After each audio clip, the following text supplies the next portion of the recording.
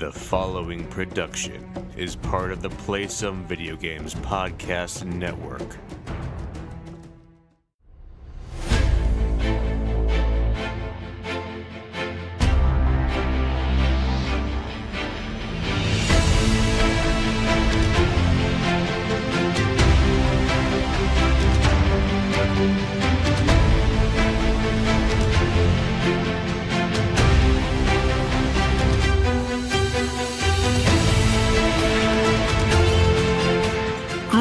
Boarders, and welcome to Board with Video Games, the gaming podcast that strives for the right balance of coverage for games you play on your table and on your television. You could think of us as the Bush and Live of gaming podcasts. We're a proud member of the PSVG Podcast Network and thrilled to be a part of the Dice Tower Network as well. I am one of your hosts, Kyle, and joining me on this co-op adventure, the guy who is most definitely a co-headliner and not an opener, Josh. How are you doing this evening? I'm doing well. That's a lovely compliment. And it's it's an okay comparison. If you're in the Discord, it's better. But for people that aren't in the Discord, it's probably pretty random. Well, because I'm going to obviously go into it because, we always talk about random things at the very beginning. Josh, some of my favorite bands of all time are going on tour together this summer. Yeah. And I'm so excited about it. I mean, that was my teen years too, so I feel what you're saying. Yeah. For those of you listeners who are, aren't our age and listen to, quote unquote alt rock in the late 90s, mid to late 90s and early thousands, seeing Bush and Live and Our Lady Peace go on tour together, this is a big deal for me. Something we don't talk about all that often is that, in my younger days, I was a concert hound. I went to concerts constantly, multiple a week when I was in college. That's what I spent all my extra money on. These are all bands I've seen multiple times before. And I am super excited that they are on tour together, that I'm going to hopefully go see them because they're playing a little further away from me than I would like. It's going to be a solid 3.5 to 4 hour drive. But oh boy. Yeah. I mean, it's basically, they're playing out Council Bluffs, which is basically Omaha. So a bit of a drive for me. But yeah, they're not playing in the Twin Cities. They're not playing in Chicago really until way later. And they're playing in Appleton, Wisconsin. It's a very interesting set of places they're going. But dude, I am excited. So it's Bush, Live, and we didn't mention it, but Our Lady Peace. Yes. So oddly enough, Our Lady Peace, and I promise we'll get the games very soon. Our Lady Peace, this really interesting thing of I never liked their music when it was on the radio. I wasn't a huge Our Lady Peace fan from radio, but my sister really liked them. So I ended up going to a concert with her one time, and their live performances are amazing. And then they released a live album probably in the mid 2000s, and that's I think bar none their best album. It is so good because their studio stuff sounds so clean. And with Rain, who's the lead singer, his voice is so unique that it is almost stifled by the production of a studio album. But when you hear him sing in person, it is mind-blowing. He is so talented. And yeah, that is a band that if you listen to them on the radio or you've heard their radio stuff and you didn't like them, their live performances are significantly better than anything that was ever played on the radio. I think, at least. Nice. So, hey, enough of me talking about bands, I guess. Do you have anything you'd like to add to that conversation? Any other tangent you'd like to go off of before we do housekeeping and start talking about games and stuff? No, I mean, I spent a lot of time when we were kids and we had our Iowa cassette and CD player. And, my dad wired the speakers to the wall. We would go to bed listening to music. And we listened to Live Throwing Copper every night when we went to bed, which is weird. It's really kind of a adrenaline-filled upbeat album for the most part. To listen to that at 8 o'clock when you go to bed as a kid is a little strange. But yeah, that's what we did. We listened to Live a lot. And they were a little before Our Lady Peace, and then Our Lady Peace, I want to say, were for very, very, very big amongst us teens at the time. Yeah, they were kind of for lack of a better word, like they were like the hipster group. They had a unique sound. Yeah. Like the lead singer didn't sound like anyone else you had heard sing. So that was like the big draw to the band, at least at first, I think. Yeah. And I mean, he has such a cool name. His name's Rain Maeda. I mean, how cool is that? Yeah, it's definitely an interesting name. I mean, that is so cool. Yeah, I always like looked at them as like the hipster group of that time, though, because, you know, a lot of people liked Live and a lot of people liked Bush. But like, if you liked Our Lady Peace, like you were like you could be the person who's like, oh yeah, those other groups are good, but like OLP, I mean, come on. Yeah, you called them OLP. I wasn't in that group, but if you did, yeah, you were definitely on a different level. So it was interesting though, and this is really why you should join our Discord, because obviously we talk a ton about games there, a lot about games there. Like probably, I wonder about how much some of us work sometimes because the amount of conversations that happen about games in there. But we talk about a lot of other things too: movies, television, music, comics, books, general world going ons, kind of everything, and you can choose to participate or not participate in any of those channels that you want to. So it was kind of cool, like kind of running through everyone's like history of like going to concerts, and you know, some people who's like, oh yeah, my parents didn't let me do those things, and me who like my dad was taking me to, you know, DJ Spooky and Redman like, and things like that. So, you know, we all just have different experiences growing up. It's cool. Yes. Yeah. I 100% agree. Oh, Redman.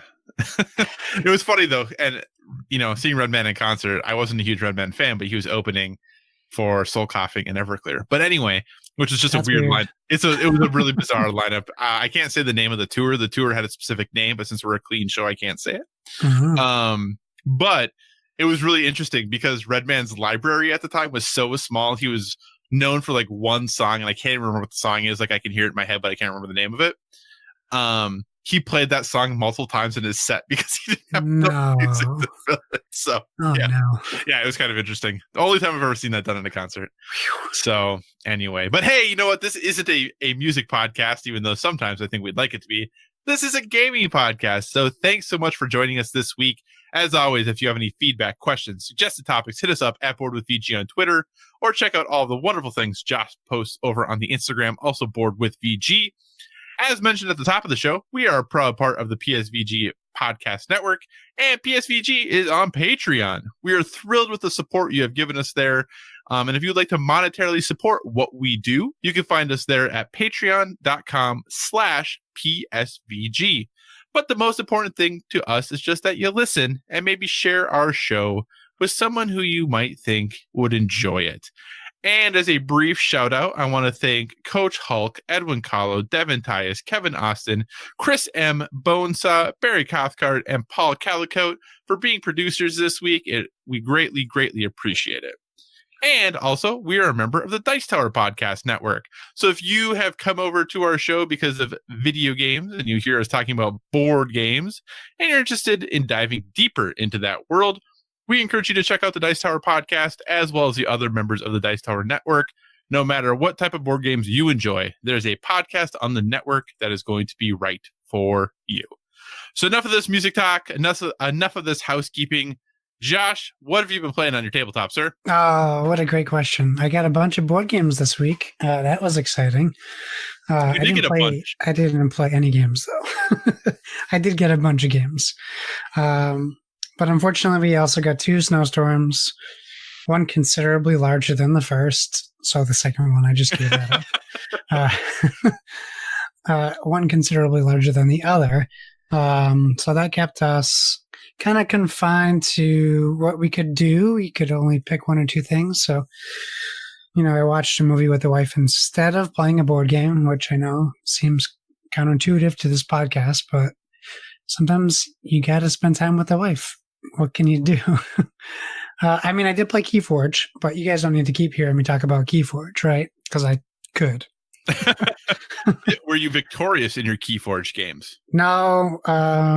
Finally, our local game store had a tournament, so my buddy wanted to practice his Horseman deck on me, which he did, and just obliterated me because I'm still playing with new decks. I'm still opening decks, so right. I try to open a new deck every time we play, or 2.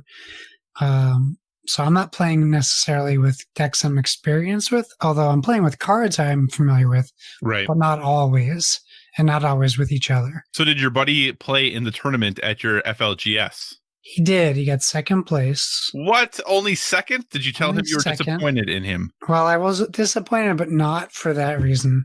They're giving out promo Keyforge stuff at these tournaments. Yeah.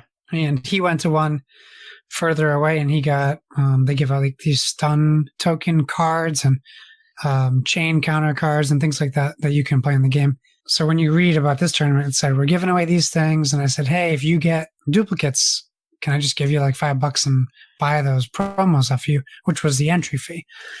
Because I really wanted to go with him because it's, 10 minutes away, but I had to go run errands with the wife and the kids, so I couldn't go. And he messaged me later. And he was like, yeah, all the promos were new to me, so I'm keeping them. I'm like, oh, okay. I understand. I guess fair. They're none of our dupes, so I guess that's reasonable. Yeah. So I was a little disappointed that I didn't get some cool promos, so I'll have to try to go to the next one. Did he say how many people were there? He didn't mention at that one, so I'm not sure the numbers. So I'd the be first curious. one he went to had a decent amount, I think like 14. Okay. Which is, I think it's decent for like local areas just starting to run tournaments. Right. But it really depends on how close you are to people, who knows about the tournaments, etc. Yeah. I mean, the only thing I can compare it to is FNM's going to Friday Night Magics, which obviously is not a fair comparison. No, because those are huge, right? Right, exactly. So, that's not even remotely a fair comparison. And also for a game that was out for how many years prior to, so not a fair comparison. Well, but it seems like is the hotness, though. Yeah. But people in that community aren't very hot on it. Yeah, That's I mean, 14 seems pretty good. Yeah. I mean, that seems like a decent number for a first-time tournament. Absolutely. So, I don't know if I shared my GameStop finds online. But if you have a GameStop, go check out their clearance board games. That's all I'll say, if they have them, because there's some good deals. But what we're going to do now, since I don't have a board game to talk about, at least I'll talk a little bit about Kyle's game when he talks about it, if he wants some input. Absolutely. Or I'll stay quiet if needed. But what we'll do is we'll give away that copy of Century Spice Road, signed by Emerson himself. So I have a little wheel here. I'll play the volume. I'm basically stealing things from Fluxtaposed. I went in and I took some things with me. And this one, I took their wheel. That's fair. Yeah, I think so. So here we go. I'm going to spin the wheel and see who wins. Hold on, my phone's on silent. Okay. Doesn't sound like the Fluxtaposed wheel at all, though. But okay, so our winner, I should have done what Fluxtaposed does, and like Lucas will be like, "Hey, Jason, give me a number between 1 and 15. I'll spin the wheel that many times."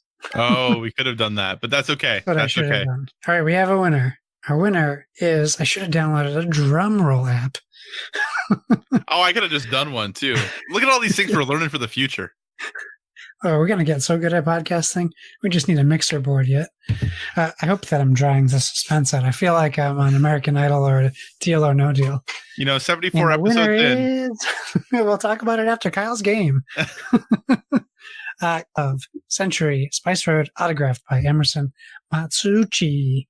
Now, he did email me. He said he preferred, he's like, I'll let Josh keep his precious signed copy.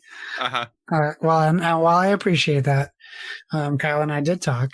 And first of all, Emerson signed this with the intention of us giving this away to a listener, which we're going to do. So what I'll do is I will print you the English rules, and I will attach them to the game and send them. I mean, it's a one-page double-sided instruction sheet, so there's not going to be a lot that you have to absorb, so it should be easy to print and attach to it, and you should have no problems with that. And you were going to say something, and I cut you off. Nope, totally. I don't remember at all what I was going to say. Oh, I do now. Okay, so Rose, half of Fluxtaposed himself. Yes. You were just on their show, Josh. This isn't rigged. So if I was like one of our other listeners, I might feel like this is kind of your payment to them for being on the show. Yeah, the wheel, it just said Lucas. I mean, you didn't show us the wheel. That's true. Now, I will say this. Once on Fluxtapose, they do giveaways, and my name came up, and then they spun the wheel again. So should I do that? I mean, here's the question. Do you want to be like Fluxtapose? No, I want to be fair. There you go. That's the answer to your question. But to our listeners who didn't win, remember, we still have our Meta Spring contest.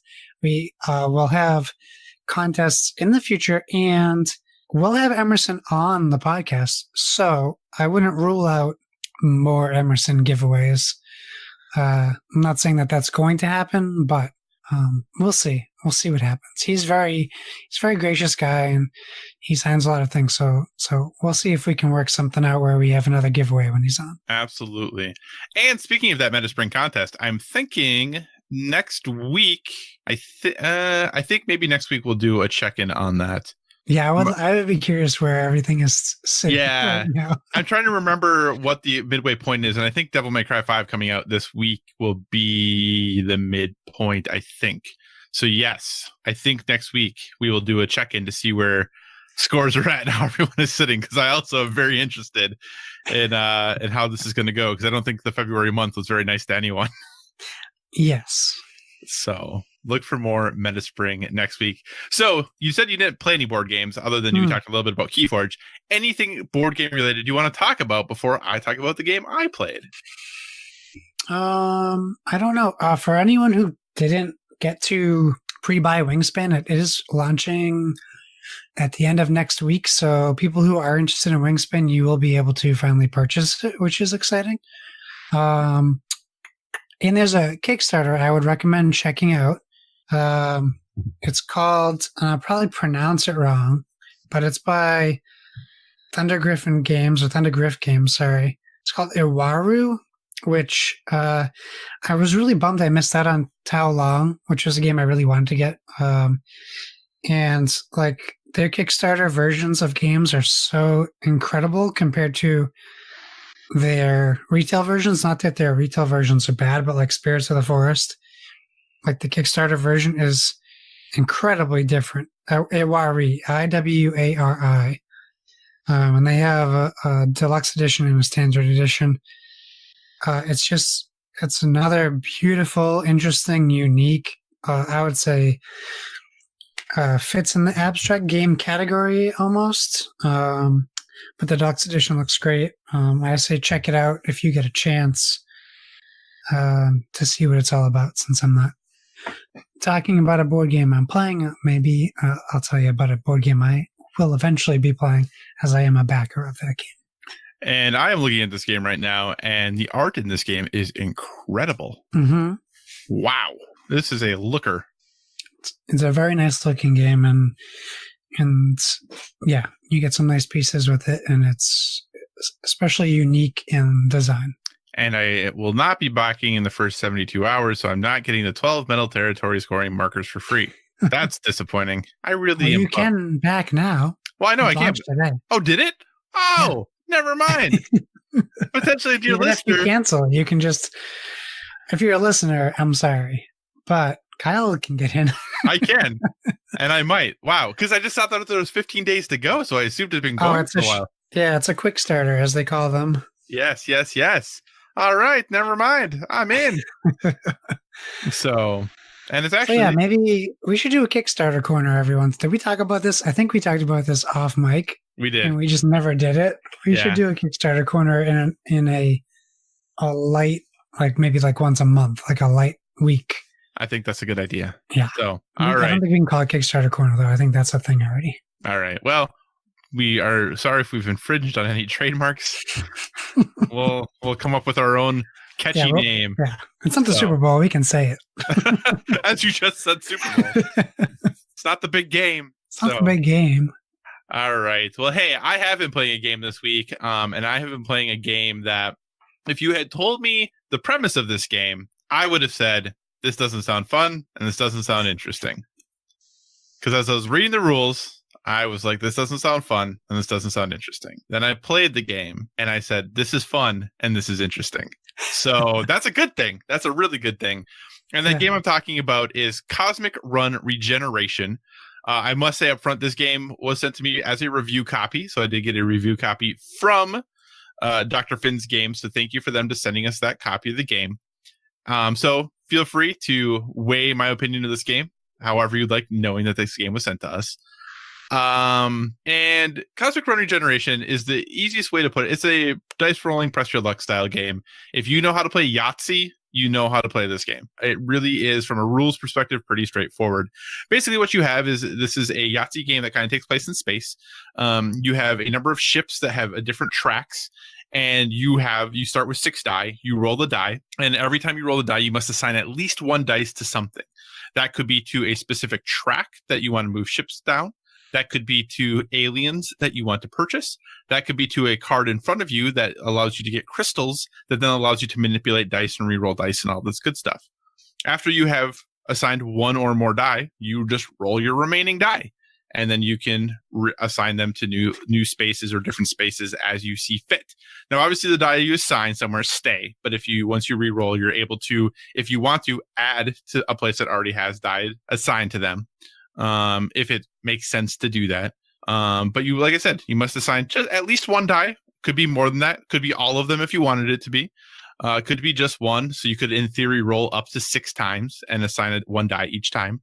And basically what you're doing is just trying to figure out, you have spaceships on a track, and you're just moving these spaceships up the track to try to discover planets. And by getting furthest along the track or being the first to discover the planet, you get points. And then everyone else, depending on how far they are, once that planet is scored, depending how far everyone else is along the track, they get a varying number of points. And obviously the most victory points wins.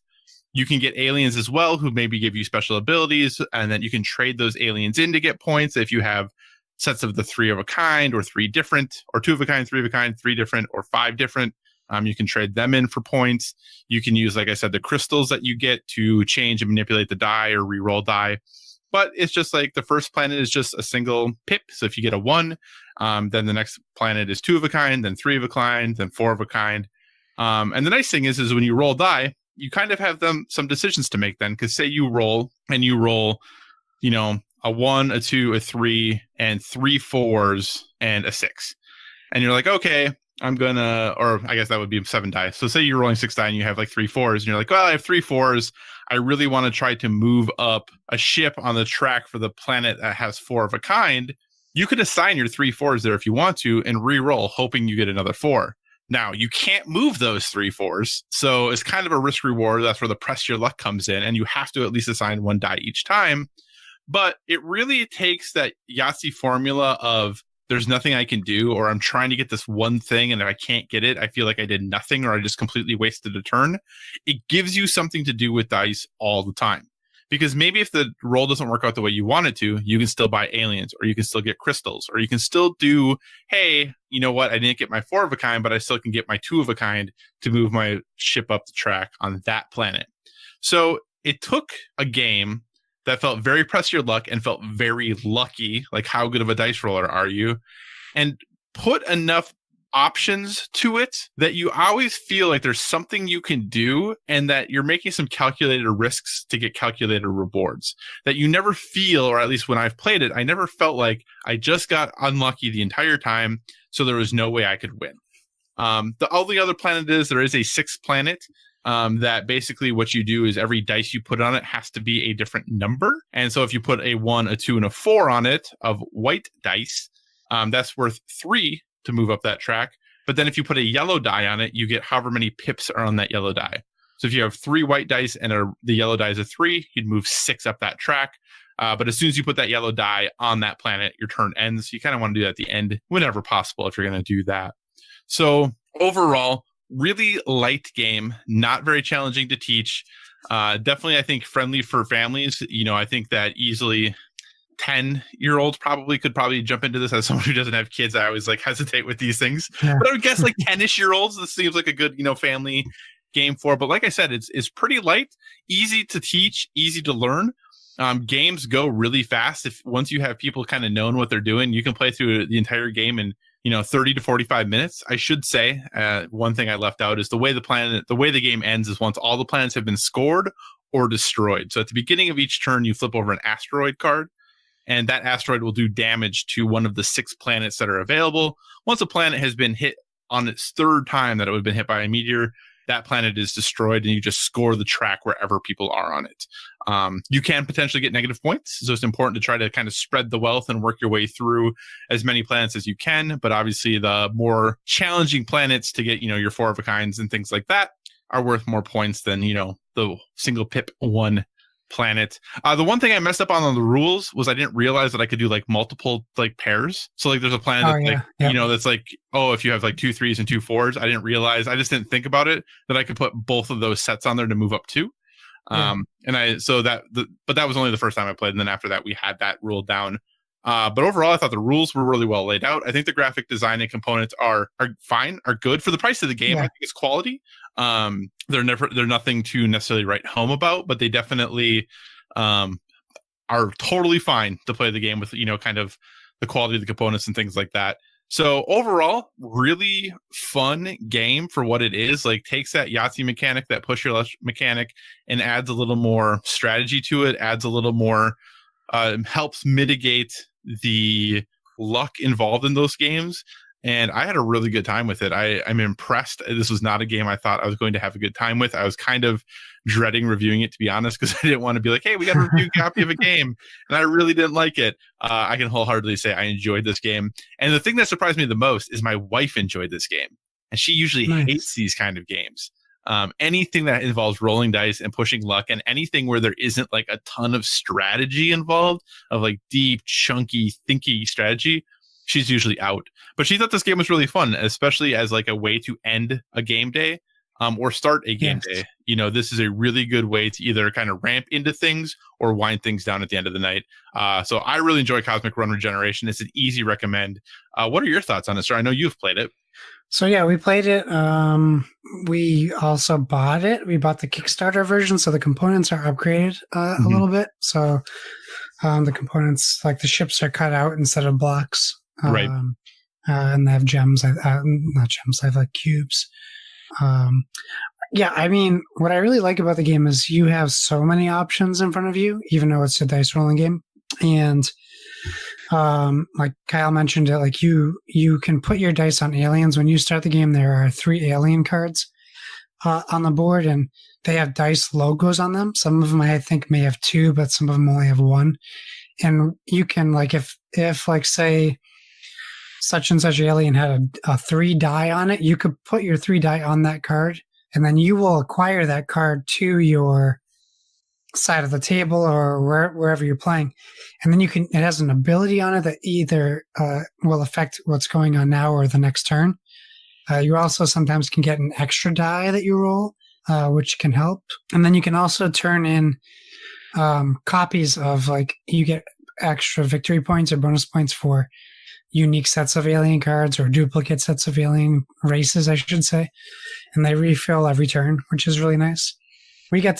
This was a game that the night before PAX started, we got to sit down and play games with Steve Finn, who is Dr. Finn. And that's how we found out about him. We didn't play Cosmic Run, but we played a couple of his prototype games, and they're very similar in play style. At least one of them was, where he has this like niche of how he does his games. Like, they're very familiar while different. So like if you like Cosmic Run Regeneration, you will probably like his other games, which is a good thing.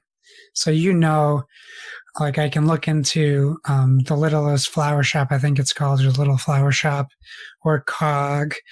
He has a new game coming out called Curio, which is coming to Kickstarter this summer, and hopefully he'll be on our show to talk about that. He did Biblios, which is a game I never played, but is very highly regarded. But I was also surprised my wife liked Cosmic Run, and she was the one who wanted to buy it. Because we went to visit him at the PAX, and there was an open table playing Cosmic Run, so we sat down and we played it, and it was great. It's one of those games. I told him before we left, I said, this is a game I feel comfortable introducing new people to, whether they are in the hobby or not, and knowing that they'll get it. Like, this is a game I'll bring to the beach this year because I know I can play it when we sit down to play games after dinner. Or this is a game we can play after lunch while everyone's like relaxing after a day on the beach. So I think it's one of those games that is very accessible but fun at the same time, which you don't always get at the same level. Absolutely. Yeah. And, I think there also is a 2-player variant. Is that right? Isn't there like Cosmic Run Rapid Fire, I think? It's 2-player only, I believe. Right. Yes. Which I think is a little more, a little shorter, a little more aggressive, a little more take thatty. Like if you're looking for like a more heads up version, if you're more of if you want even more competitiveness, that might be a good fit for you too. So yeah, like I said, easy recommend Cosmic Run Regeneration from Dr. Finn's games. For me, I think easy recommend. Definitely something that's going to be sticking in the collection, and definitely something that's going to be hitting the table on a fairly regular basis to either start those game nights or end those game nights. So anything else about the Cosmic Run you want to say? I would just say I got a glowing review from Tom Vassell on Dice Tower on YouTube, so you can always check that out if you want to see what the game plays like in video form. Awesome. All right, sir. What then have you been playing on your television? Well, it's been a week, I'll tell you. It's been 2 weeks, technically. Well, speaking of Luxapros, I mentioned their partnership with Humble Bundle, which I did not remember to cancel my recurring monthly Humble Bundle membership, so I got all the new games for February, which is fine. It's $12 a month. It's not terrible. You get over like $200 in PC games. Right.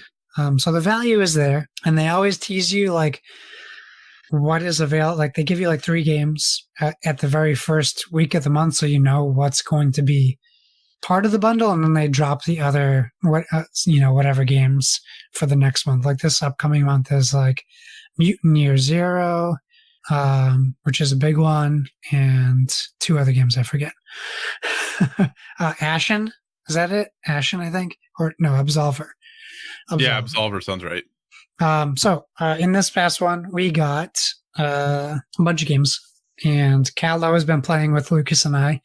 He wasn't able to make it, but we scheduled a game night with plans of playing Warhammer Vermintide 2, which I had recently tried on either Game Pass or demo. I don't recall what it was, but it might have just been Vermintide. I think it's on Game Pass. It's on Game Pass? I think yeah, because I think I've been meaning to ask you if you wanted to play this so it's on Game Pass, because it looks cool. So I'm really interested to hear your thoughts on it.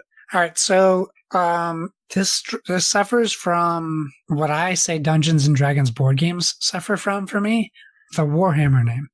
So I was hesitant to get into this game because I'm not familiar with. I'm familiar with Warhammer lore, but I'm not knowledgeable about Warhammer lore. I've played like Space Marine games, but video games. So it was always something I didn't know that I would enjoy. It's also it's a first-person action game, but when you look at like screens, it comes across as first-person dungeon crawl, which is a turnoff. It very much, when I saw it, I was like, oh my gosh, it looks like Oblivion with like better graphics. Right. It looked like Oblivion, right? It's not Oblivion at all.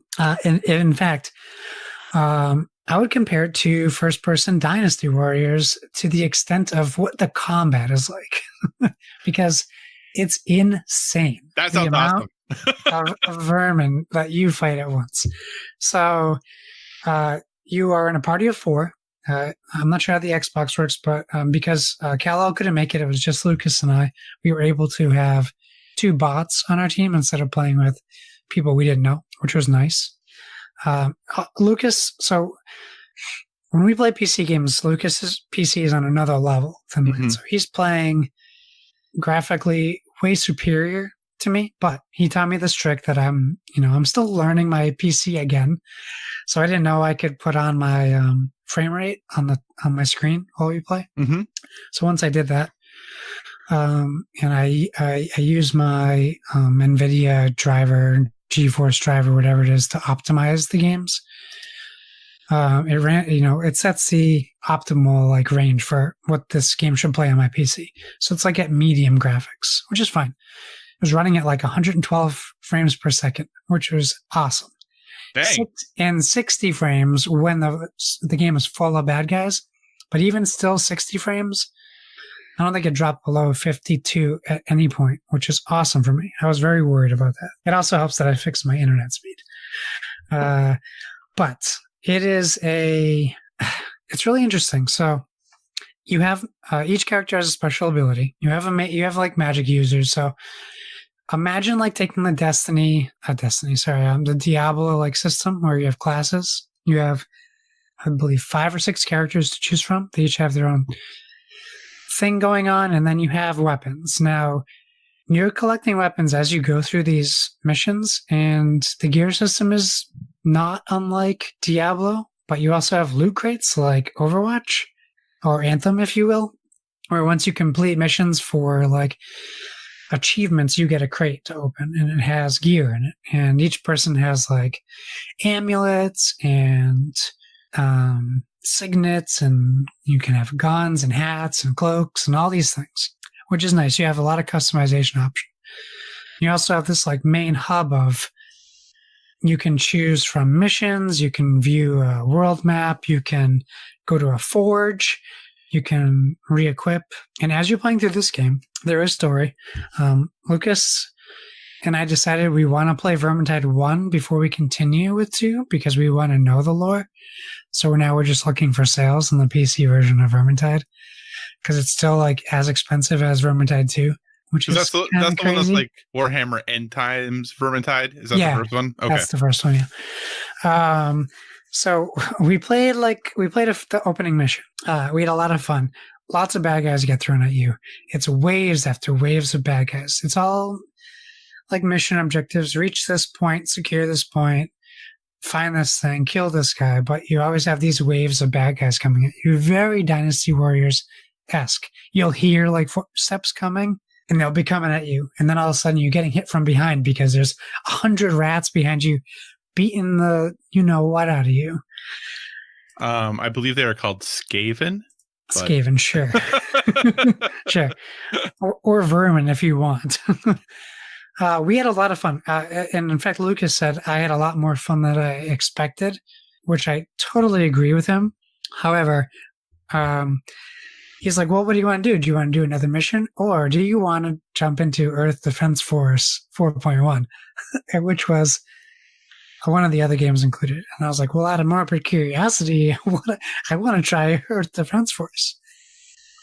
So that is what we did. We struggled with the menu navigation for 15 minutes. Easy. The menu navigation was not made for keyboards or mice. It was made for a controller, which is very weird.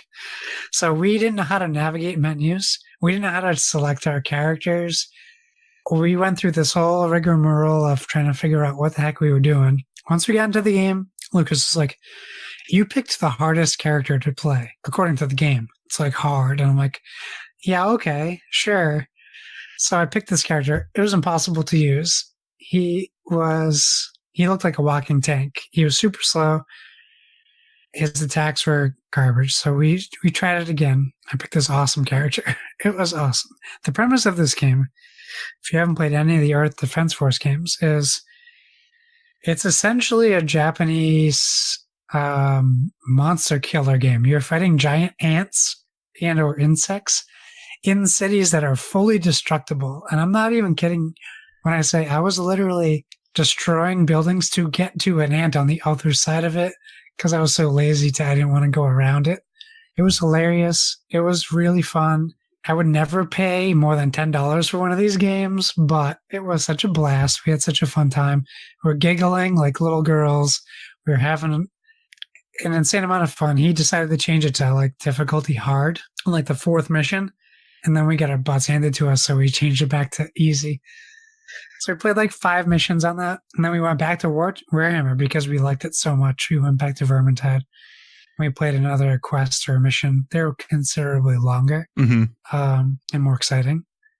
But it was great. We had a real good time. I'm really enjoying my time playing games on the PC with Lucas because he doesn't have a console. He has a Switch, but he doesn't have an Xbox or a PS4. we have like very similar sensibilities. I think like me and you do, but Lucas and I have that sense of humor, kindredness, that like we're both like 14-year-old boys who giggle incessantly at everything that happens. And if someone says like do, like you giggle, even if they're talking about physically doing a task.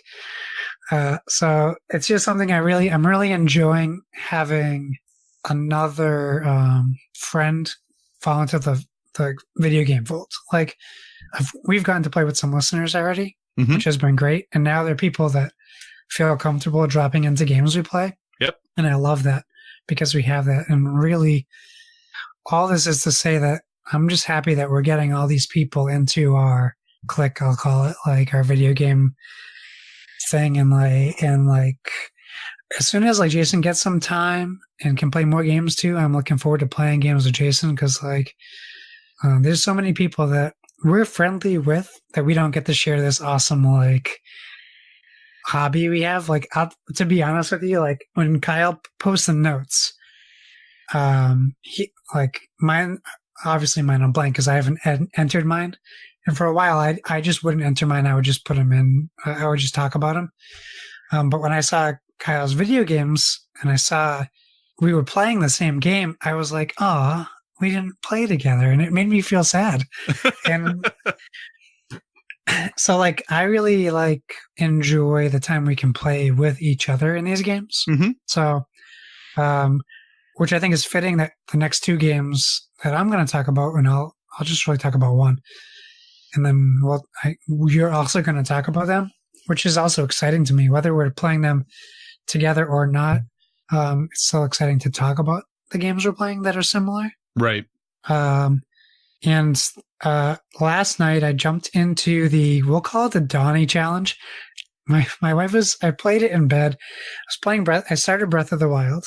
I decided a lot of my downtime, and it's not a lot of time, but is when I get into bed after we podcast or after I get home from work at night, I crawl into bed and I'll put on like Psych or Scrubs and I'll sit on bed on my phone and play my Marvel game and eventually go to bed. So I'm like, well, why don't I split up some time? And we all started Breath of the Wild, so I'll play it in bed. I bought a knockoff Pro controller so I could play it properly.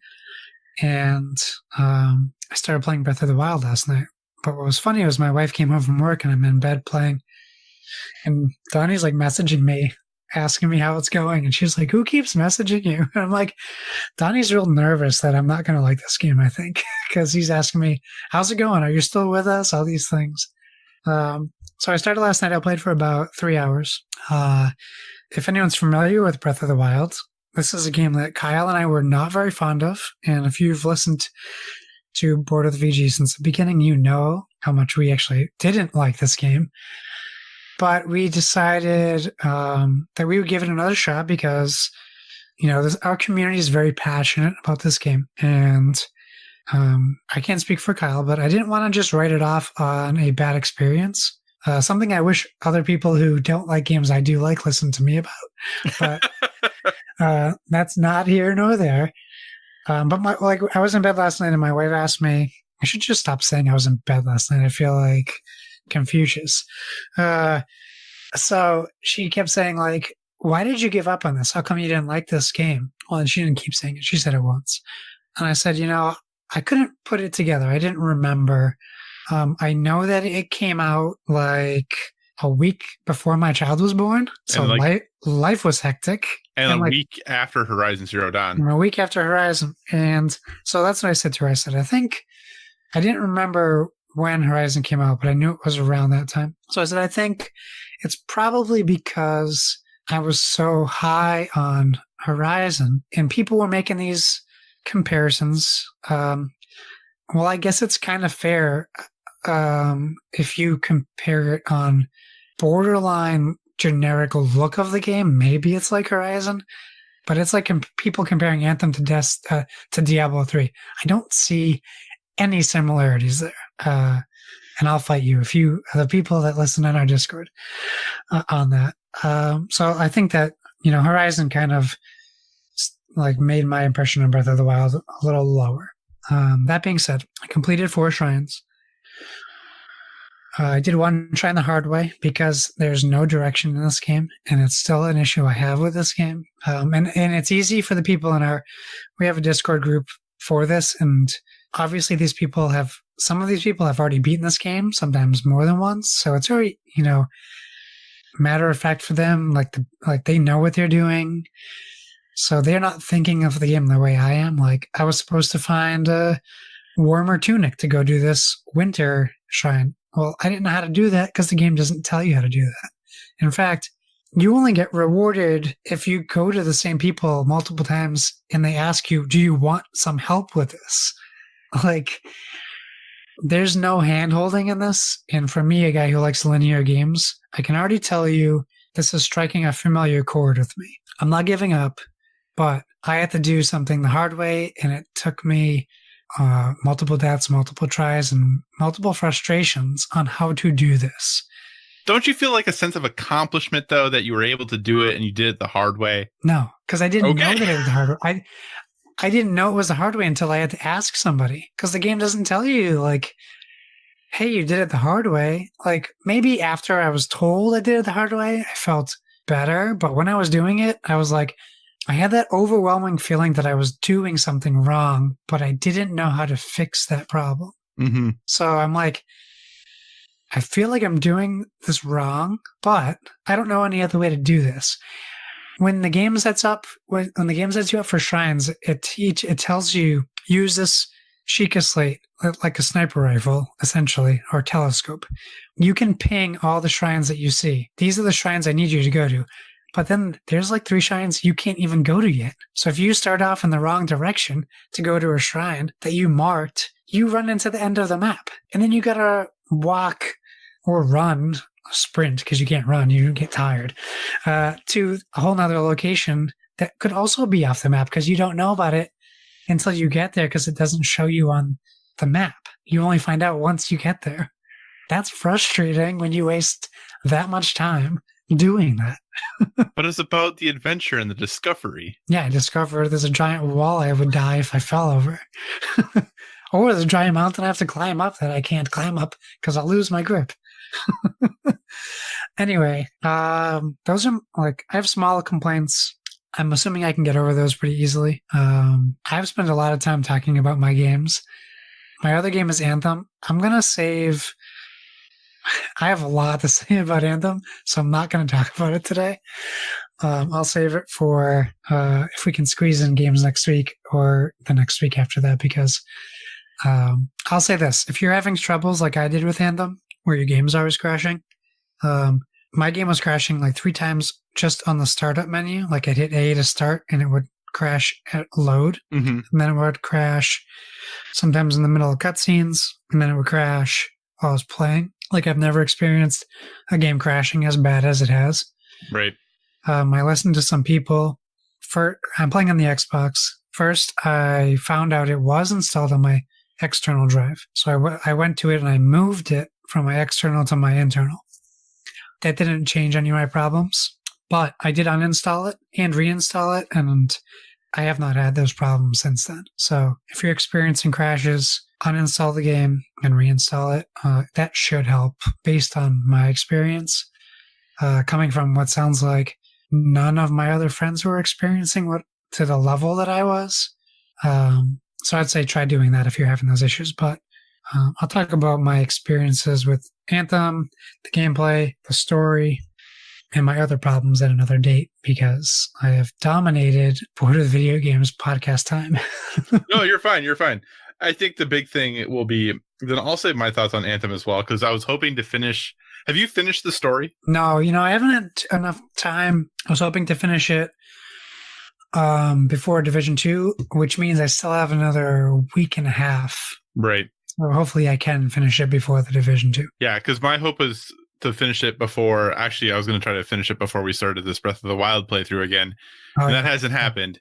So, but I will, my goal is to finish it so we can talk about it next week, so that we can, my assumption would be put Anthem to bed for a while. I think so. We're going to have to be for a little bit. So maybe we will squeeze in, maybe next week, depending on how things goes, we'll just talk about games again, because it's kind of, right now is that time of year where there's kind of a lot that's going to be coming out and that we're going to be playing, I know. So I'll just talk briefly about my Breath of the Wild experience, and then we will move on to the topic of the show and all that good stuff. But yeah, like Josh was saying, we were some of the bigger naysayers about Breath of the Wild in PSVG. And I think when I say naysayers, like for me, I still think it's a good game. I just didn't think it was as revolutionary as everyone else did. And I told myself going into this replay 2 years later, it's been 2 years since this game came out. I haven't played it probably in close to 2 years, to make sure I go into this with an open mind. Don't let my preconceived notions about my first experience with this game cloud my experience going into this one. And then sure enough, the game starts and I'm like, wow, look at that Wii U tablet that they clearly were making this game for at the very beginning. And then you're like in the little, shrine area that you wake up in, and I'm putting on my, ratty clothes. And then I get over to a wall and I'm like, hey, can't climb this wall. So much for climbing everything. And I'm like, Kyle, this is not, like, stop it. Like, this is not having an open mind and an open thought process into this. So put the controller down, sat there for a second. It's like, don't be a jerk about this. Like, play this game and give it a fair chance. And I haven't gotten very far. Like, I literally have like done the first shrine, went back to the tower so that I could ping my things with the slate to go do the other shrines I need to. So I haven't even gotten my paraglider yet, I got much further than that the first time I played this. So so I'm not that far into it. I will say I am being much more methodical though with my play. I am not just going for this beginning part. I did not just go to point to point to point to point and then back. I kind of wandered around a little bit, looked at some things. Like, I'm taking some screenshots to hopefully kind of, walk through what my experience is like. I am testing out some things as I go to kind of try to see if I can get a feel for this game and experience it in the way that other people talk about this game. Because I think that so many people talk about Breath of the Wild as almost like a transcendent gaming experience, right? Like, it is, the best game ever made. It is like, a lot of people's number one game. And not that everyone can't have different opinions and it's okay for people to not like something that someone else does. I just want, selfishly, to have that same experience with this game because other people have had such an amazing experience. I want to have that too. So I'm trying to set aside my previous biases, my previous thoughts on it, and kind of really go into that. So realistically, like, you'll probably hear us talk about Breath of the Wild for a while off and on as we go through this playthrough. I'll be on the Nintendo Shack next week, talking a little bit about it and kind of how far I've gotten and all that good stuff as to kind of kick this off. And you'll hear us talk occasionally about it. I don't think we'll harp on it, not in a negative way, but I don't think we'll talk about it a ton every week or every time we're talking about games we're playing. But just note that that's kind of an ongoing project with us. So another great reason to join Discord is if you want to kind of be part of this Breath of the Wild Return to Hyrule.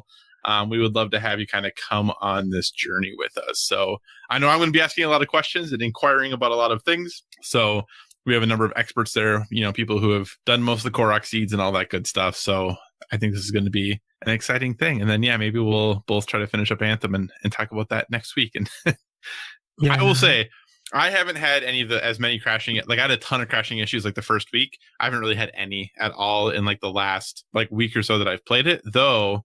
I went to go play a mission the other night, and the matchmaking took a pretty long time. And I was like, I was like, no, not already. Not already. So yeah, we'll see. Like I said, that's another reason why I want to try to finish this up quick. So yeah. Also, the jump button is in the wrong spot in Breath of the Wild. You can remap it. I don't. Yeah, but I don't want to. I should. Oh. Because I'm used to it. I remapped it when I played it the first time, so I think it just stayed when I started a new game just over, and it was like, oh, do you want to start a new game and overwrite your file? And I said yes. I think it kept that because it's not in the wrong spot for me, but I remember it was the first time I played it. Yeah, then that Mad Max game, the jump button is in the same spot. Yeah. I couldn't get used to it. Oh, one other quick thing about Anthem, and I want to see because I want to see. Okay, so when you walk up to a person to talk to them, does it take a second when you hit the button? No. See, now I would hit the button and it would take a second, and I thought that something was like wrong with my controller. But unless then the animation is loading, maybe. But then I was listening to someone out, a different podcast, and they said that when you have conversations, it actually pings the server for those conversations. So it can take a second sometimes. That I hope that's not true. But yeah, I'll have to check. I'll have to be more mindful of that and pay attention because it's possible. Maybe I just didn't notice it. Because like, and for me, it's so bad that like I'll walk up to someone and hit a button, and then I'll be like, "Did I not hit it?" And then I'll hit it again sometimes. Like it's that long sometimes. I'll have to check. I'll make sure the next time I do it, I pay attention and see if that's the case. Yeah, sorry. I did close out a character's conversation loop, though. Have you had that happen yet? I have not quite. I feel like I'm right there with two of them. There's one of them I want to talk about because I have. We'll talk about it. Okay. I have thoughts about one of them. Okay, no, that's cool. No problem at all. All right, moving on to topic of the show, and this was actually supposed to be topic of the show last week. But if you listen to last week's episode, we just droned on about the news the whole time. So we decided to move last week's episode topic of the show to this week's episode topic of the show. And if you are a patron on PSVG, the most recent DLC episode that they have, which is a patron exclusive, you'll hear me mention that how I believe How to Train Your Dragon is one of the best movie trilogies there is. Like, I think as far as movie quality goes, How to Train Your Dragon is up there with most other really good movie trilogies. So our debate about movie trilogies can be had another time, but I thought it'd be nice and fun to kind of discuss some of our favorite gaming trilogies. Some of these might be true trilogies like Mass Effect 1 through 3.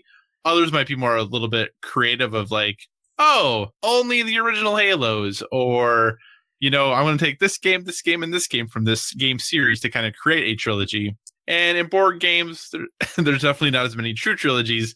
So it might be some incorporation of like expansions and things like that to make trilogies. But with all that being said, Josh, when you hear gaming trilogies, what things come to mind for you? What things come to mind?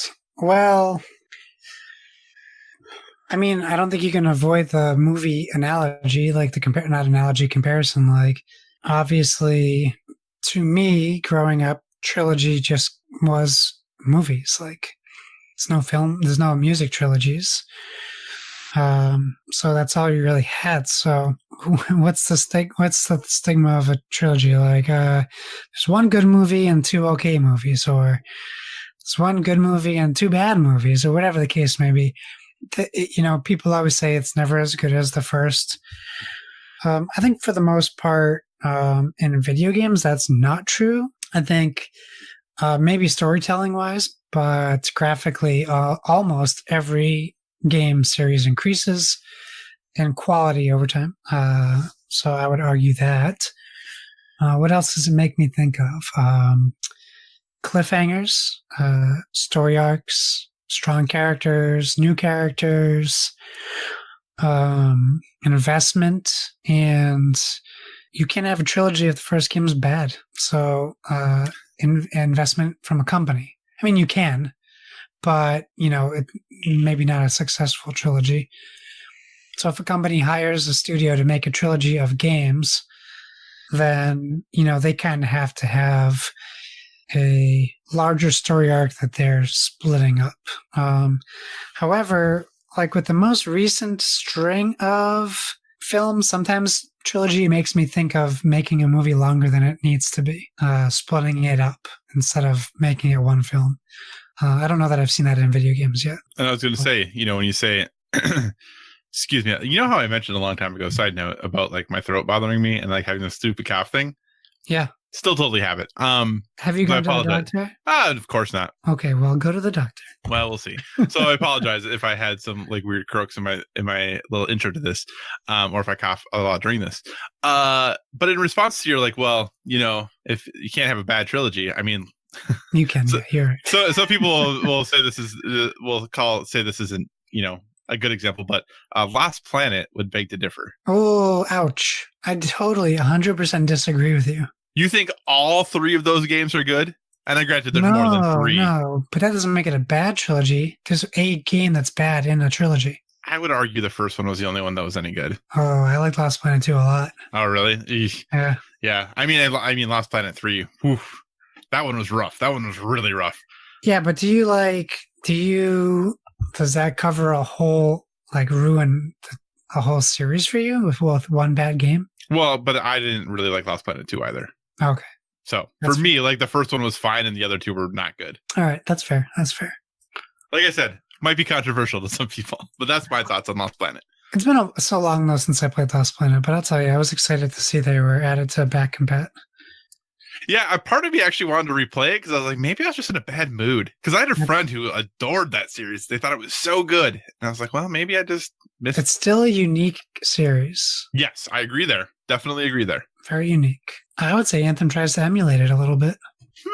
With the bugs. Yeah, I could see that. And those scorpions is basically Lost Planet without the snow. Yeah, which at this point, I'm totally cool to have it being without the snow. So when it comes to gaming trilogies, whether it be board games or video games, what are some of your favorites? What are gaming trilogies that really stand out to you as being excellent? It was really easy to make this list, which I was surprised by, because I thought I was going to have a problem. So if we're talking favorites, like obviously Mass Effect came to mind immediately. Right. I would like to point out I never got my phone call about Mass Effect Andromeda. Noted.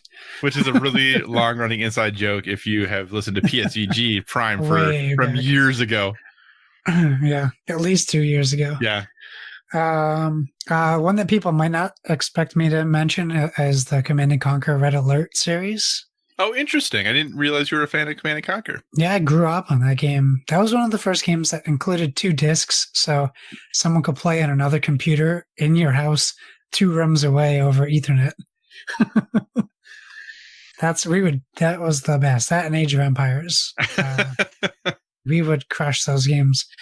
So Age of Empires fits into that category as well. I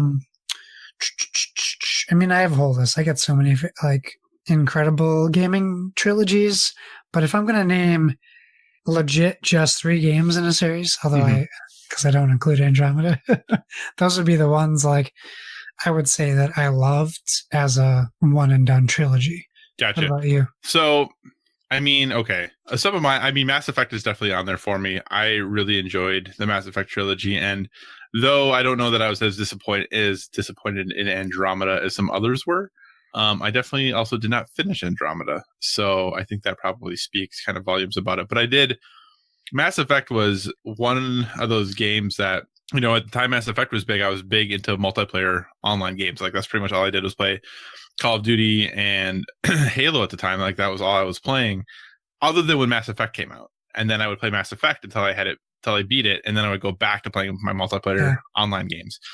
So Mass Effect was a big one. Another game, though, another trilogy that fits in there for me, and I know that some people have the first game in this trilogy. I think is pretty universally loved, and I think the second and third are maybe a little varying degrees of and that's the BioShock trilogy.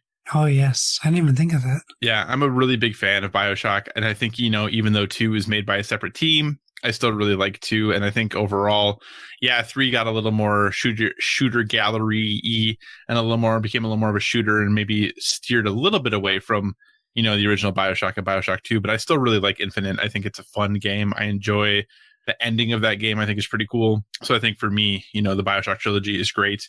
I was trying to think about this one, and this might be more rose-colored glasses and more not really remembering things right, because this is a little bit of an old one, but I really enjoyed Siphon Filter. I loved Siphon Filter. So back in the day, so I had to put that on, and I think also that studio is just on my mind. I think there was 3 Siphon Filters, yeah. Yeah, pretty sure there was. I'm going to look while I'm talking here. When you say Siphon Filter, I think Parasite Eve also, because I was playing those at the same time. But I definitely think about that at the same time, which is funny. That is funny, because actually, interestingly enough, I was playing them. I played those together too. I also played Parasite Eve. That's one of those games when they talk about game series you'd like to see come back or remastered. The original, Parasite Eve would be so cool. Yeah, there's actually 6 Siphon Filter games total. But there's Siphon Filter 1, 2, and 3, and then Omega Stray, Dark Mirror, and Logan Shadow. So there's kind of 2. Yeah, but really, obviously, 1, 2, and 3 are what I'm talking about here. The original PlayStation trilogy.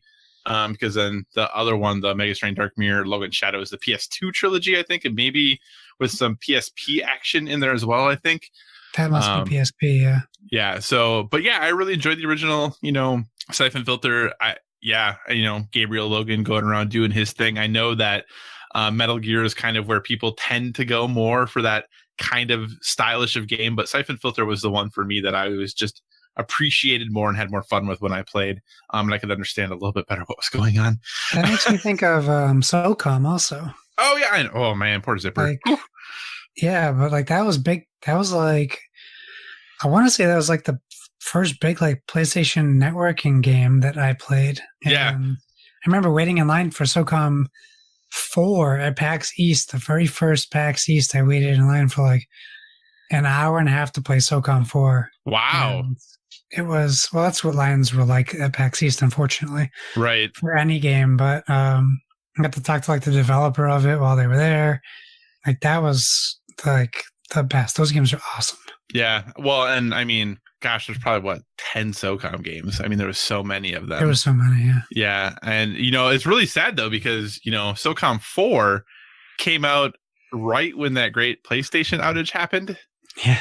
So it's like, oh, that's perfect. Like that's super, super great. And then Zipper Interactive, the studio who made it, got shut down.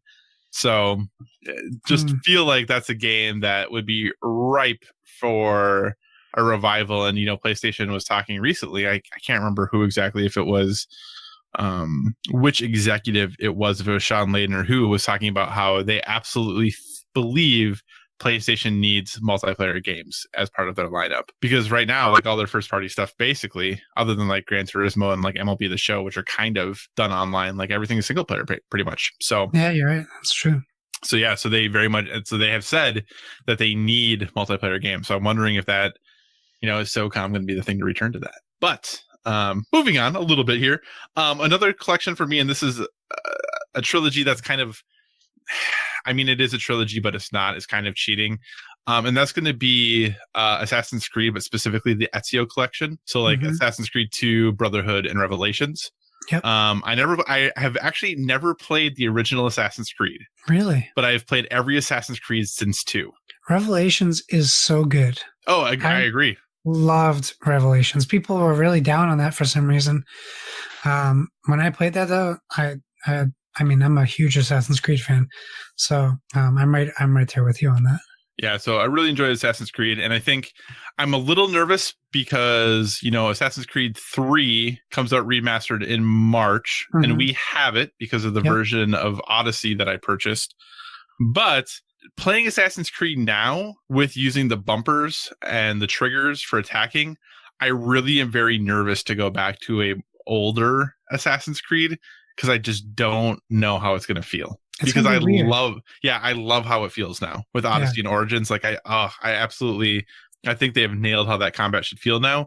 And I'm a little nervous to go back, which is why I haven't, because like the Ezio collection, I think it's on sale right now too. It's on sale all the time for dirt cheap. And part of me really wants to replay through that trilogy, but part of me doesn't want to, because I don't know how well I transition back to that.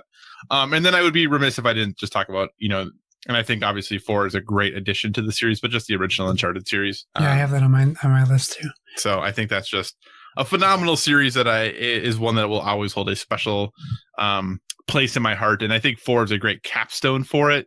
I really like 4, and I would never exclude 4, but if we're just talking about awesome trilogies, Uncharted's definitely there. Do you have any other video game trilogies you'd like to bring up prior to us talking about board games a bit? Yeah, I mean, I got a bunch. I'll just go through them. If anything sparks a thought, you can comment on it. But Gears of War proper, like I just consider 1, 2, and 3 like not the 4 is bad or Judgment wasn't good, but like that's what I think of when I think of Gears of War. Agreed. As someone who gets someone who gets gets accused of being a PlayStation fanboy, which I am, I absolutely love the Gears trilogy. I think it's phenomenal. I absolutely adore that trilogy. Yeah, it's great. It's dumb action with a decent story. Like they did a pretty good job with that. Dead Space trilogy, which is like my real love for horror gaming, came with Dead Space 1 and 2. Even though I like Silent Hill and I like Resident Evil.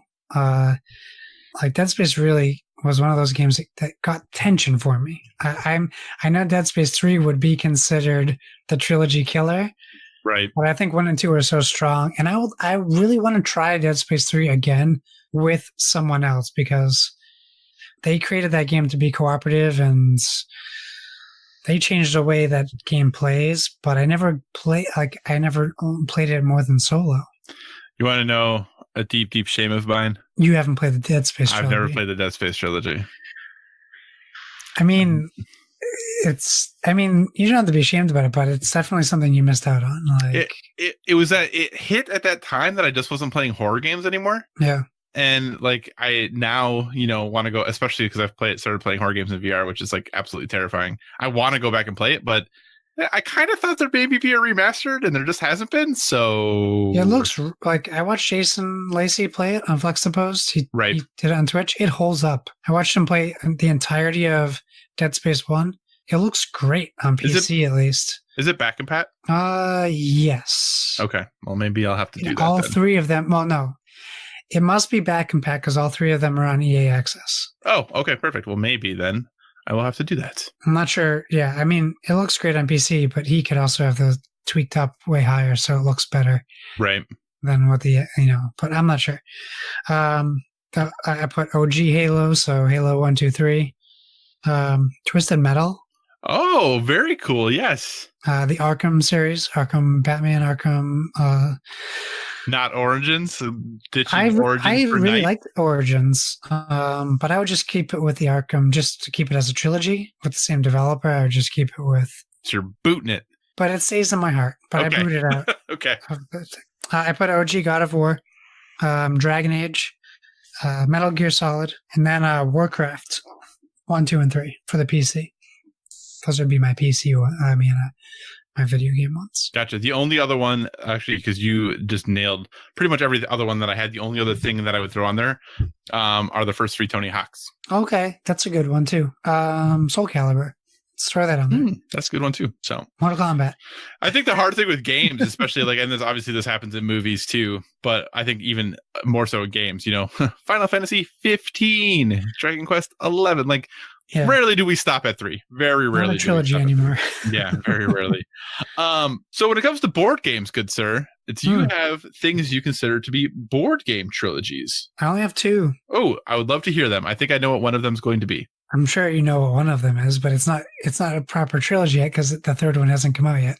Okay. So that would be the Century series. Yes. Unless you include Golem Edition, then there's 3 out. Right. And then I put the Rosenberg trilogy. So Spring Meadow, Cottage Garden, and Indian Summer. Mm-hmm. However, the asterisk on there is I've only played Cottage Garden. So I can't say that it's my favorite trilogy because I haven't played them all. But I do know the play styles are all pretty much the same mechanism with different goals for winning. Right. So I kind of have the general idea of that. And you'll probably say some board games that I just didn't think of that I would be like 100% yes, but I was really racking my brain on the board game side. Yeah, I kind of cheated for the board games. And basically what I did is I took board games that I like, that I think have I think critical expansions, or a board game series that has 3 entries or maybe more, but I picked 3 of them. So I kind of cheated a little bit because I have 4. Monopoly? No, I did not pick Monopoly. that's being saved for the Monopoly, the World League Monopoly, or whatever we're going to call our professional Monopoly league. So one of them I put, on here is Base Catan with Cities, Knights, and Traders and Barbarians. Okay. So, like I said, kind of cheating because obviously there's multiple expansions to Catan. But in a lot of ways, the reason I felt this was viable is because a lot of video game trilogies, the sequel to a video game is it takes the base and adds things to it. Right. So I felt a board game expansion is kind of the same thing, right? It has the base, but then it adds things to it. So maybe I'm cheating. I would accept saying I'm cheating, but I'm going with it anyway. So I think Catan, like I said, with Cities and Knights and Traders and Barbarians, with those 2 expansions, I think if you played them sequentially and added those things on, I think would work well, and you'd be able to kind of see a progression of play style, and that kind of a progression of how that game works. And I think that is a good conglomeration and a good summation of what Catan could be. There's obviously additional expansions, but I think those 2 are 2 of the best. Another one that I have is actually Base Pandemic, but then also Pandemic Legacy Season 1 and Pandemic Legacy Season 2. Okay. Because I think obviously the base game gives you what the gameplay is going to be in those other two seasons. Well, actually, really only in the first season. Spoiler alert, I guess. But gives you kind of that base, and then Season 1 obviously progresses things through, and then Season 2, kind of changes things even more and progresses things through. So I kind of see that as being a trilogy for those 3 games. Another one that I have is actually Dead of Winter, and then Warring Colonies and Long Night. You can put Raxon in that. Oh yeah, and that as well. So for me, that's kind of like the progression, and I think for the most part, like from a mechanics standpoint, a lot of it stays really, really similar. But I think that there's some cool small tweaks and changes, and cool new characters introduced, and all of that good stuff. And obviously, I'm a huge just Dead of Winter fan in general. So I think those 3 games together make an excellent trilogy. And then the last one I have is Mystic Vale, adding on Veil of Magic and Veil of Wild. Veil of Magic is the first expansion. I think it was the first expansion.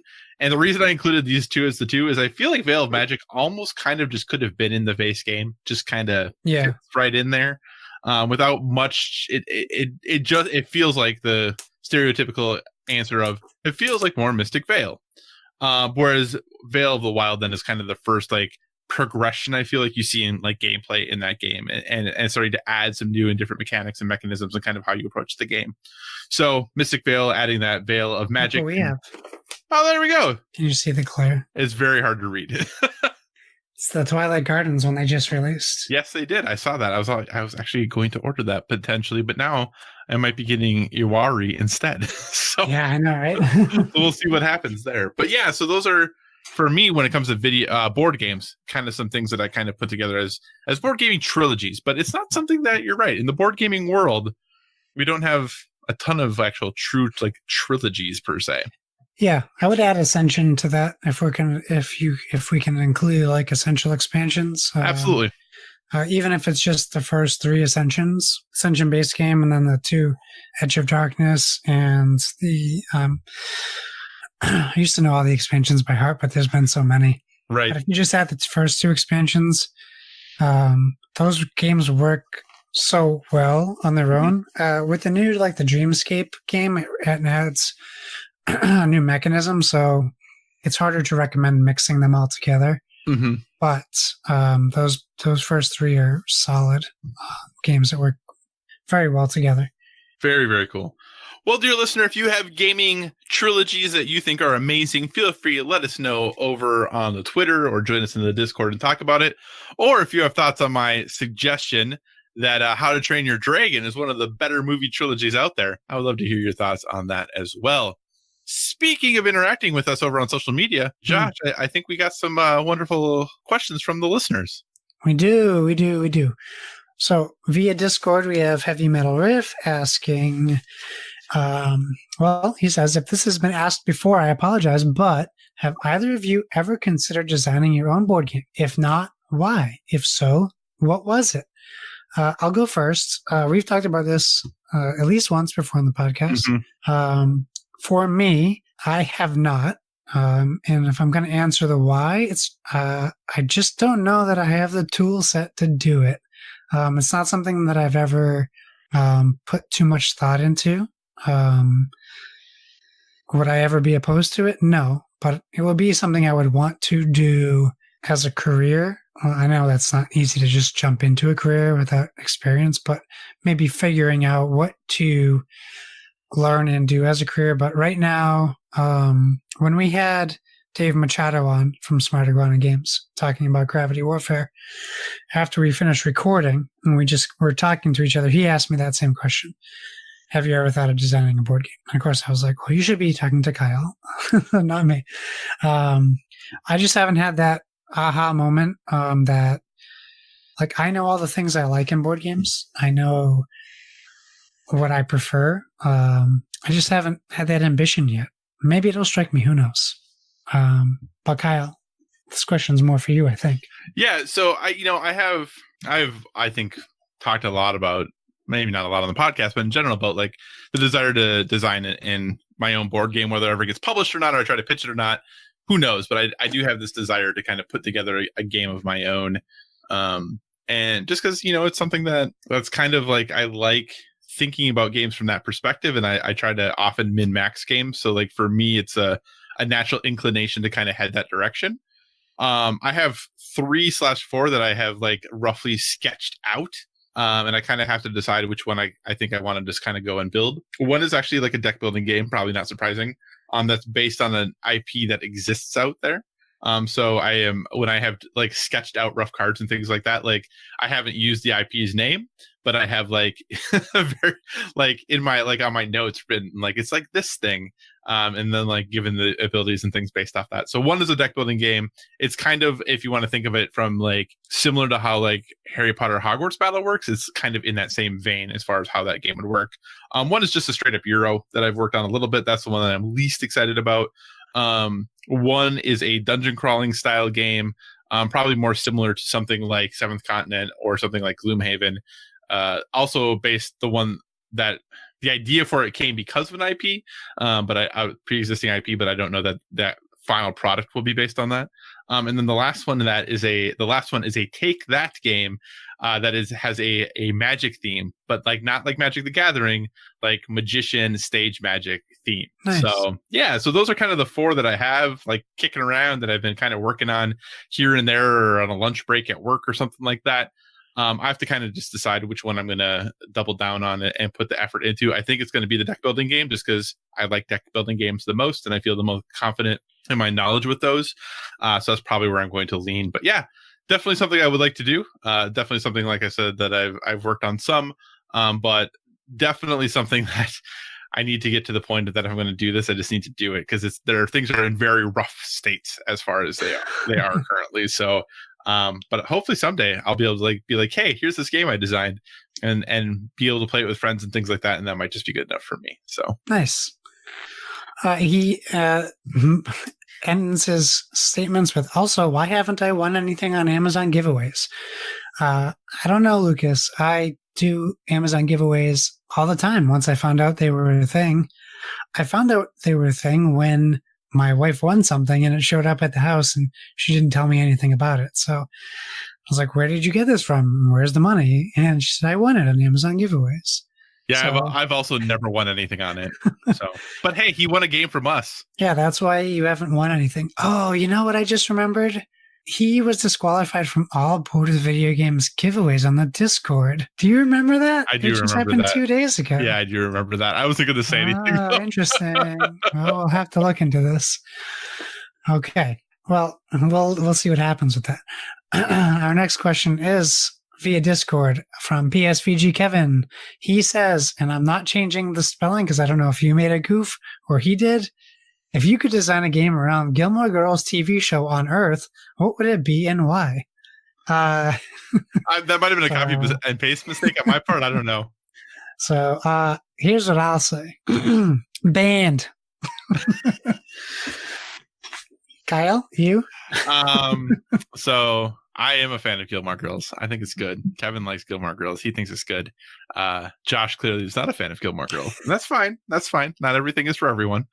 I think it'd have to be, if I was going to make a Gilmore Girls game, my first inclination is to make a dexterity game that involves pouring coffee. I think that's kind of where I go when I think of Gilmore Girls right away, is some sort of dexterity game about pouring coffee. Does Rory pour a lot of coffee? I don't think they drink a lot of coffee. They drink a lot of coffee, and Luke, in Luke's diner, like he provides them the coffee often, but they just talk so regularly about coffee as such a regular part of the show that I feel like that kind of is a way to go. The other thing would have been some sort of party game that involved talking really quickly. Like that's kind of the other thing that we could potentially do. So those are kind of, off the top of my head. Or we could do a game about baskets and bidding on baskets. So it could be some sort of economic game. So that's a thing that we could do. That we're getting pretty deep into Gilmore Girls lore here, so I can stop at any point if you'd like me to. Maybe like Dean Winchester drives into town and finds his long lost brother, and then they kill Luke because he's a vampire. Why are we killing Luke? Because he's a vampire. I mean, he does fight what would eventually be Sam Winchester. He does fight Sam Winchester, I guess, in the street one time. Yeah, well, I can't let that stand. So, oh man, Gilmore Girls. Okay, moving on. Via Twitter at Dopalicious, aka Splig, aka Mike Doherty. Escape Room and Legacy games have made the idea of disposable / one-use games commonplace. How come we don't have an edible game series yet? And then he adds Tasty Minstrel and says, come on, it's perfect. I hate to break it to you, Splig. There is a chocolate Catan. There you go. It exists. It does exist. Do you remember? I'm going to see if you remember this. I feel like this was a Kickstarter game, and I can't remember what the game was, but I feel like it was really bad. Excuse me. And I'm pretty sure that like they reviewed it on the Dice Tower, and it came with like a bottle that looked like a prescription bottle that had pills in it. What? And I assume they were just like sugar pills. But I don't know. And I remember, I feel like this, I know I'm not making this up. I can't remember what the game was though. But yeah, it came with like a bottle of like prescription bottle that with pills in it that you were supposed to supposedly like eat the pills as part of the game. Was it made by Lily Aldrin's dad? I don't. But like it was just like this really weird random, and I think Tom reviewed it and was like, why would I eat these? I have no idea what's in these. Like, who would ever in their right mind eat these? And God. So I do remember, and I have to imagine that if you made a game, and I'm sure Chocolate Catan has gone through all of these processes, like if you made a game that was like that you could consume, there's got to be additional like checks and safety things you would think, right? Like there's got to be. Well, it wouldn't be any different than buying a Whitman's sampler. Like they would have to make food like you make food. Well, right, but I mean, I just don't. I don't think Panda's facilities in China are probably really geared for making food. You know what I'm saying? Probably have to be manufactured from a place that doesn't normally manufacture board games. Right. So. Yes, you're right. There is an episode though of the Great British Baking Show where they have to make board games out of biscuits. That sounds terrible. Out of biscuits? Well, like British, but it's British, so they're like the British biscuits, not like Southern biscuits. Okay. Did I just see John Lithgow was on it? On Great British? I don't think so. Maybe they're filming new episodes. Maybe. I don't think he is. I have no idea. Saw a picture of him cooking, and they said something about Great British Bake Off. Anyways, that's the end of our listener questions. Awesome. Well, hey, remember, if you want to send us things to talk about, things to chat about, you can hit us up at boardwithvg on Twitter, or you can send us emails, boardwithvg@gmail.com. And we know, because we have seen small pictures of it, the fan fiction exists. Mm-hmm. Yes, the much rumored, much anticipated Board with Video Games fanfic. It is being written as we speak, and it is complete. It is being edited right now. And no pressure, no rush. Just very excited that this actually exists. So, as this show draws to a close, you know that we are a game. We are a show about games, but we like to leave you with kind of a recommendation or something else we're doing that's helping us live a well-rounded life. So, Josh, is there something else you have been enjoying lately that you'd like to recommend? Yeah, this was actually a previous well-rounded life from you. Excuse me.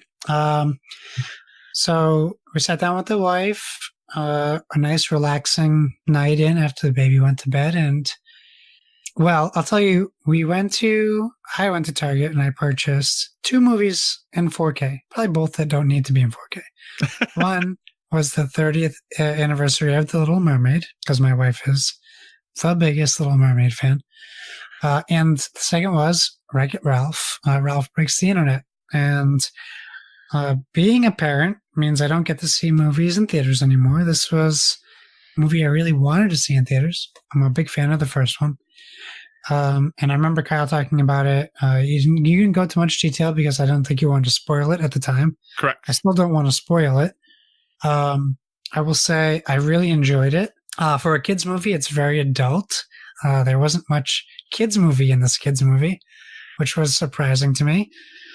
Which isn't a bad thing. It's just not something I'd sit down with a 5-year-old to watch, maybe a 15-year-old. It has very heavy themes, but it has very important themes, I would argue. There's a lot of funny stuff in it. There's a lot of great comedy, but the underlying theme of the movie is, I would say, self-worth would be what I took away from it the most. And it's not even necessarily the majority of the movie. It's just the part of the movie that hits the hardest, at least for me. You might watch this movie and take the complete opposite away that I did, but it really hit me on a personal level, which surprised the crap out of me. But I really enjoyed it. And it looks incredible, and it was, I'll say, worth the wait. I don't think it was overhyped for me. I think the first one was still better, but that's just kind of how these sequels work. You kind of have an expectation of what you're up for, and I just think Wreck-It Ralph caught me by surprise so much that Wreck-It Ralph Breaks the Internet was just more of the same, but that is a great thing. So just really quick question about Ralph Breaks the Internet. I thought the end of the movie, and I'm not going to specifically say what happened, I thought it was really creepy. The really like the communicator thing. I don't want to spoil. Okay, listener, if you haven't seen Ralph Breaks the Internet and you don't want to be spoiled, skip ahead for 60 seconds. The part when he comes together of all the little Ralphs become the big Ralph. Oh, that's not the end. That's like the... Sorry, 2/3 of the way, 3/4. Yeah, like that part was creepy. So I had a hard time watching it. I know. I was like... The way it was animated, it was almost like a face of worms or maggots or something. I know! Because it was so like unsettling the way that they were like gestating, and like sometimes you'd see like a hand come up. I was like, you're absolutely right. I couldn't not look away from it. I kept staring at it. Oh my gosh. Ugh, that part. They did a great job animating that. They did a great job. All right. So that is Josh's recommendation, Ralph Breaks the Internet. My recommendation, you may have remembered number of months ago at this point.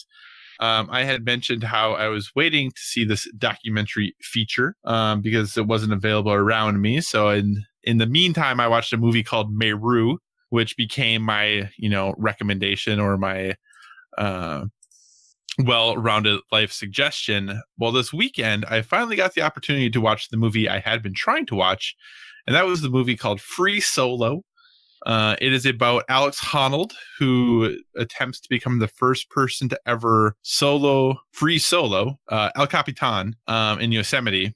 And if you're not familiar with what a free solo climbing is no ropes, all by yourself. So, 3,000 foot vertical rock face with no ropes. Sure, nothing could go wrong. So if you're not familiar, Alex Honnold is kind of like, as much as rock climbing can have rock stars, like he is like the guy. Like he is the person who pushes the limits, does a lot of first ascents, does a lot, this would be a first ascent for doing, attempting to do this solo and without any ropes. And this documentary, we had a long conversation in our Discord about whether or not the Academy Awards are worth anything. But this did win Best Documentary Feature at the Academy Awards. And all I can say is that the fact that this movie was not nominated for Best Cinematography, just in general, is a travesty. Because the cinematography in this movie is absolutely breathtaking, absolutely mind-blowing. Like, I'm really disappointed I didn't see this on a big screen. Like, I have a decent sized television, but like I can only imagine, especially like since this was out in IMAX, I can only imagine what this movie must have looked like in IMAX. But this documentary is spectacular. It is so good.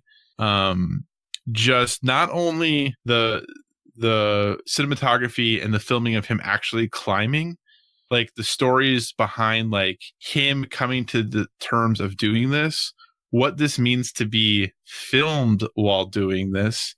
What does this mean for the people in his life? What does this mean for the people filming him? Because the people who are filming him are his friends. Because you have like, if you're going to be filming a person climbing a 3,000 foot wall and you want to get like these really awesome takes, you're going to be somewhere on that 3,000 foot wall. So you probably need to know how to climb too, right?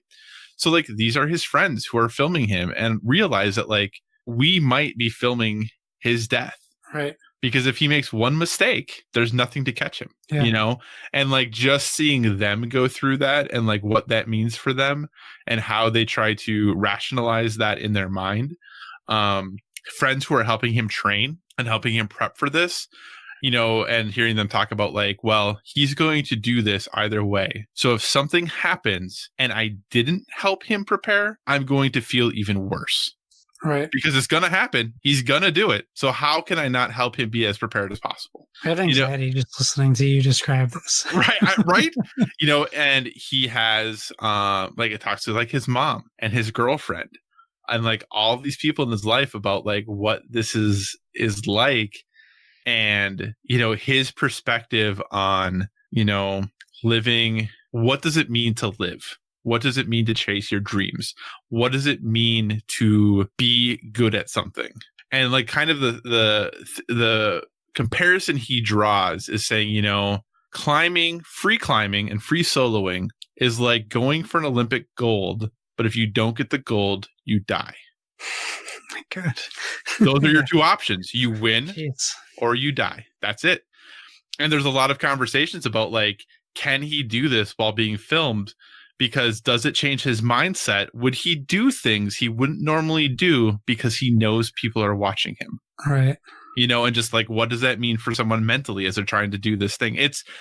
I've talked way too long about it. It is a fascinating documentary. It is beautifully shot. Really interesting look into the psyche of someone who wants to do this thing, you know, where there's zero margin for error. Fascinating movie. I highly recommend it. If you can watch Free Solo, something that I think is time well spent. Nice. So there we go. That is our well-rounded life suggestions. Josh, what do you say we wrap up this podcast? Yeah, I don't want to disappoint our listeners though, and I want them to know I caught you. I didn't miss your pun when you called him a rock star. It was very important for me to get that out, but not interrupt your serious talk on that film that I probably need to watch now. So thanks for joining us, everyone.